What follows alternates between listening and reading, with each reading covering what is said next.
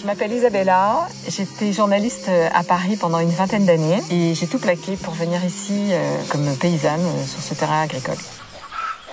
Je vivais en région parisienne et j'avais donc mes 4 enfants. Je me sentais oppressée puis je me sentais pas dans ce que j'avais réellement envie de vivre. Donc l'idée c'était de partir et d'essayer de vivre autrement. Donc j'avais envie de soleil. Déjà c'était forcément dans le sud de la France. Peu de moyens, j'étais seule avec mes 4 enfants, donc il a bien fallu que je me débrouille. Donc j'ai acheté ce terrain agricole qui était abandonné depuis 50 ans. Quand je suis arrivée, évidemment, il a fallu débroussailler pour voir un petit peu à quoi ça ressemblait. Une fois qu'on a enlevé les ronces, il n'y avait plus rien. Donc j'ai planté plus de 300 arbres pour avoir des fruits, pour faire de l'ombre, pour m'apporter du compost, tout ça, quoi. Donc l'idée, c'était en faire une ferme pédagogique. C'était fatigant, il y avait énormément de choses à gérer. J'ai arrêté la ferme pédagogique, mais j'avais pas envie de lâcher ni l'agriculture, ni cet endroit que j'avais envie de faire continuer à vivre. Je me suis inscrite sur Airbnb, j'ai fait les lodges avec chacun leur petite cuisine. Un habitat qui soit vraiment mêlé dans la nature.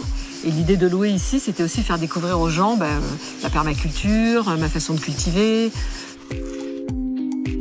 C'est vrai que la nature, on la découvre en fait quand on la vit.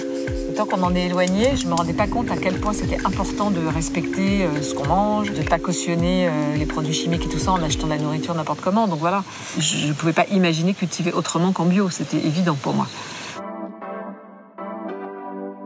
L'hiver, je pars en mission humanitaire. Ma première mission, je suis partie au Cambodge pour créer des potagers en permaculture. Donc je leur apprends mes techniques et on apprenne d'autres, on partage aussi pour les aider à concevoir une autre agriculture que leurs pesticides à tout va, parce que là-bas c'est dramatique. Et maintenant, chaque hiver, je pars pour aller créer ça dans d'autres régions du monde. J'ai envie de dire à ceux qui s'installent, ou en tout cas qui ont des rêves, de les suivre et de surtout s'y accrocher, parce que c'est en y croyant en fait qu'on y arrive. Il y a énormément de gens qui m'ont dit arrête, en fait personne n'y croyait en réalité parce que tout était impossible. Mais moi dans ma tête je me disais mais non, mais je vais leur montrer que c'est possible. En fait ça me donnait plus d'énergie qu'autre chose au final. Et en fait je le visualisais. Et quand on le visualise, les choses elles arrivent quoi, ça se fait.